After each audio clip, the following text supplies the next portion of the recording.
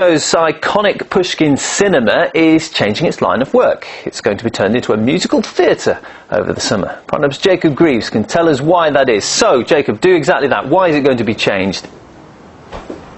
Well, it's not just to upgrade your bog standard confectionery here, Neil. It's also because they want to build up a theatre that could rival the likes of the Bolshoi. So Stage Entertainment, the people who have just bought this under a 5-year lease, they plan to pump in $6 million during that period. They're not going to really change the exterior of this cinema at present, rather the interior. As you said, it is quite a famous and renowned cinema around Russia and Moscow, so its face is known. But inside, that's where they're going to be erecting a big stage able to appeal to a mass audience. The Stage Entertainment, well, they're familiar in these matters because they have promoted such theatres and plays as Cats, as Zorro around Moscow already. I'm going to play devil's advocate here, Jacob. It does have more than a whiff of kind of a casino facade to it. Some might even say a little on the tacky side, but nonetheless, it's a cultural highlight of Moscow. Why is it considered so?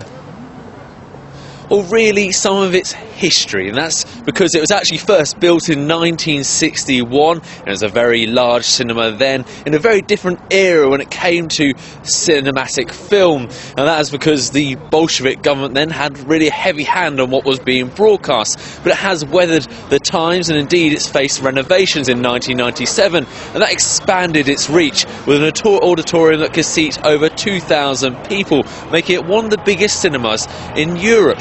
That also it's become quite well known in Moscow and Russia because every year and every time it's on, it hosts the Moscow International Film Festival.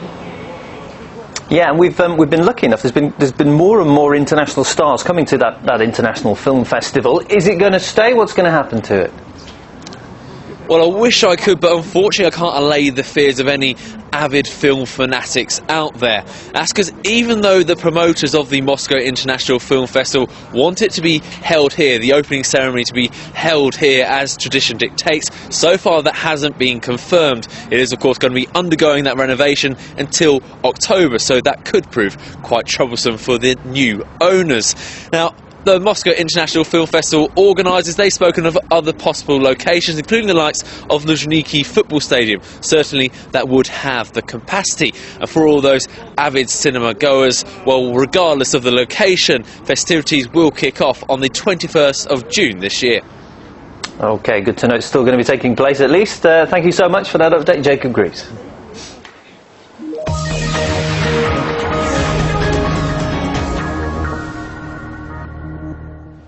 OK, to discuss the reconstruction of the Pushkinsky Cinema a little bit further, I'm joined now by Dmitry Bogovchov, who is a producer of musicals from Stage Entertainment Russia. Great to see you. Hello.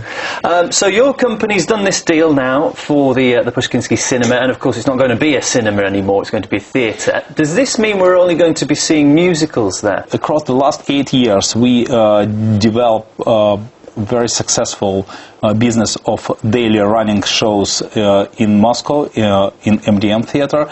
We produced Mamma Mia and Cats and Beauty and the Beast and Zorro and The Sound of Music. And the uniqueness of our productions here in Russia is that we do it in the same way like they do it on Broadway or West End or any European countries. So it's 8 times a week during many months. So that's what we plan to continue in New Theatre Russia. And of course, those productions we plan to produce will be of first-class, world-famous musicals in expectation of 100,000 and maybe millions visitors per one show. It looks quite different now, though, doesn't it, from how it used to 50 years ago? It's changed in the last 10 years after the casino operated in this building.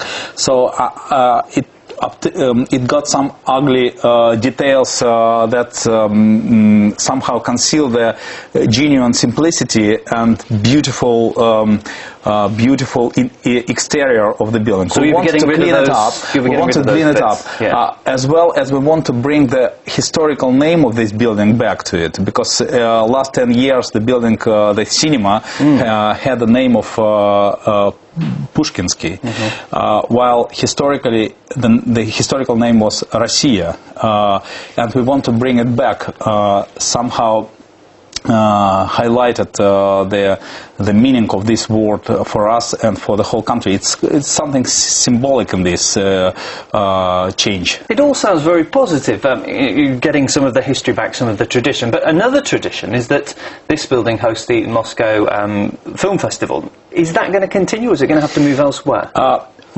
My dream is to preserve this tradition and to convince the committee of this festival to stay in this venue.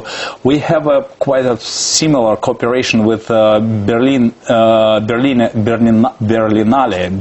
the international festival in Berlin on Potsdamer Platz. It also we also host this festival every summer in Berlin, and and both sides are very happy about that kind of cooperation. In Moscow, they should be even more happy, because we put the venue, we put the theater up to the highest scale, up to the highest standards for the audience. So there will be a new ventilation, air conditioning system. We installed the new cloakrooms, the toilets. We make the house more comfortable, sitting-wise. We do many other facilities for people, because in the past, for instance, if you take last summer, when they did a ceremony of the opening of the festival, there was an unbearable heat inside the house. So people got fainted, even from the lack of the fresh air and very high temperature. So we fix all those kind of problems. So it's all changing, and thank you so much, our guest Dmitry Boglachov from Stage Entertainment Russia, for coming in to tell us about it. Thank you very much, and come to the shows. I would love to. Thank you.